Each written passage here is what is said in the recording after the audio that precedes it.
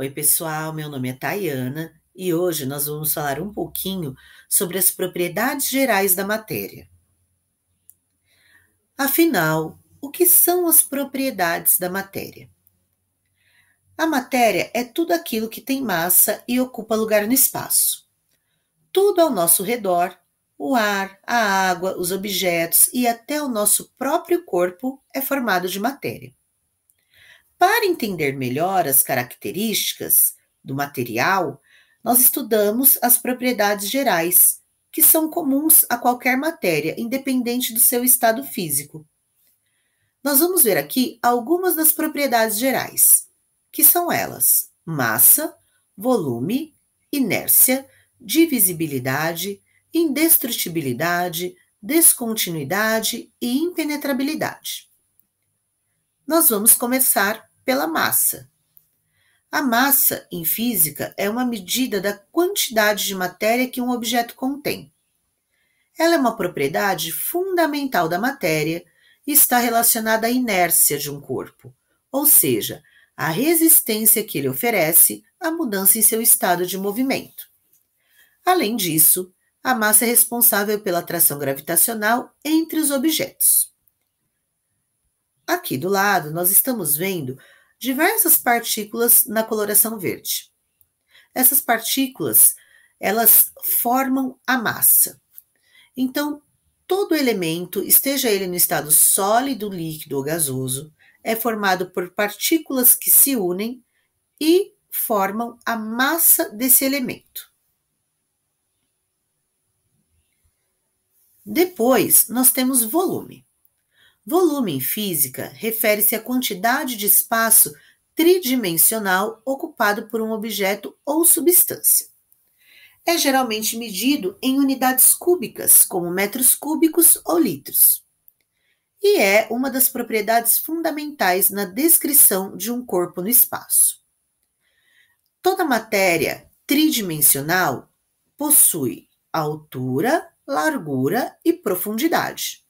Por isso, que a unidade de medida utilizada para volume é em metros cúbicos, porque leva em consideração a altura, a largura e a profundidade. Independente do estado físico da matéria, sólido, líquido ou gasoso, ela tem um volume, que é o espaço que ela vai ocupar.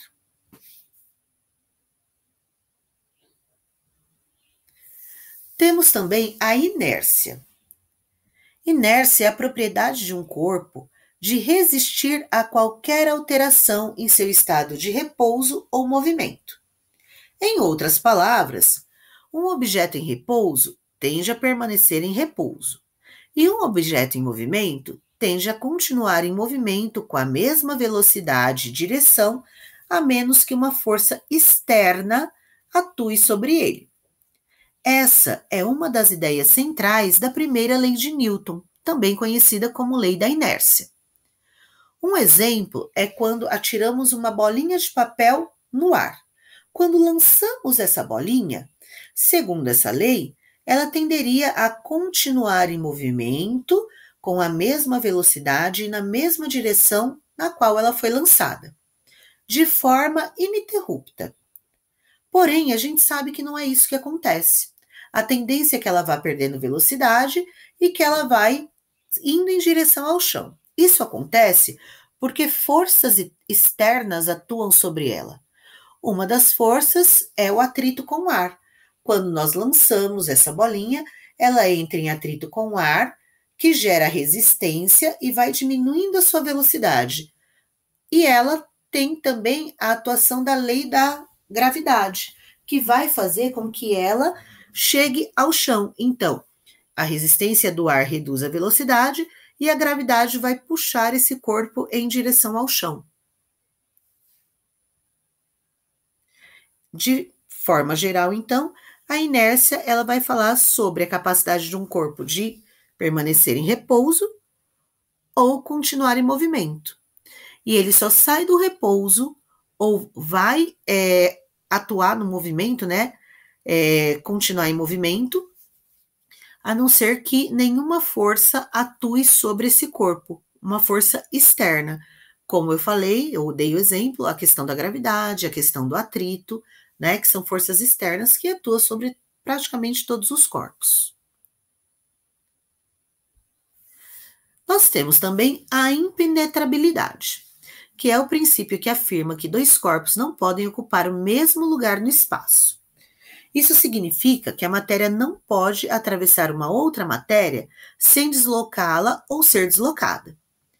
Esse conceito é fundamental na física clássica e está relacionado à noção de que os objetos têm volume e limites definidos.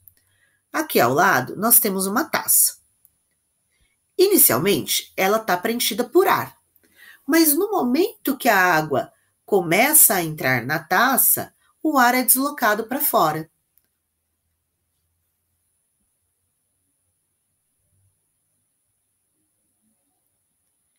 Temos a indestrutibilidade. A indestrutibilidade refere-se à propriedade de que algo não pode ser destruído e que é extremamente resistente a danos. Essa característica é frequentemente associada a materiais e partículas que mantêm sua integridade sob condições extremas. Esse princípio ele está relacionado à lei da conservação da matéria proposta por Lavoisier, que afirma: na natureza nada se cria, nada se perde e tudo se transforma. Quando um pedaço de madeira queima, ele não deixa de existir. A madeira se transforma, vira cinzas, fumaça, calor. A matéria muda de forma, mas não desaparece. Isso é indestrutibilidade. Temos também a descontinuidade. A descontinuidade refere-se a uma interrupção ou mudança abrupta no comportamento de uma função ou sistema. Isso pode ocorrer, por exemplo, quando há uma transição entre diferentes estados da matéria ou quando uma função matemática apresenta um salto ou uma quebra. A matéria, que é formada por pequenas partículas chamadas átomos, que não estão grudadas, que estão grudadas umas nas outras, né? Por isso que nós dizemos que ela é descontínua. Mesmo um pedaço de ferro, que parece totalmente sólido, é formado por átomos, separados por espaços microscópicos. Essa é a descontinuidade.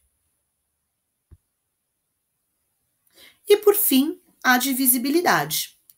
A divisibilidade refere-se à capacidade de uma substância ou material ser dividido em partes menores, mantendo suas propriedades essenciais. Isso pode ser aplicado a sólidos, líquidos ou gases. Está relacionado à estrutura atômica ou molecular do material. Nós temos aqui ao lado uma massa de pão. Quando nós fazemos uma massa, e aqui nós estamos vendo, essa massa, no caso, ela foi dividida. Ela não deixou de ser a massa de pão, mas ela está em um tamanho menor, em uma dimensão menor. Então, isso é a divisibilidade. Não deixa de ser o que é, porém, em uma porção menor. Espero que vocês tenham gostado e até a próxima.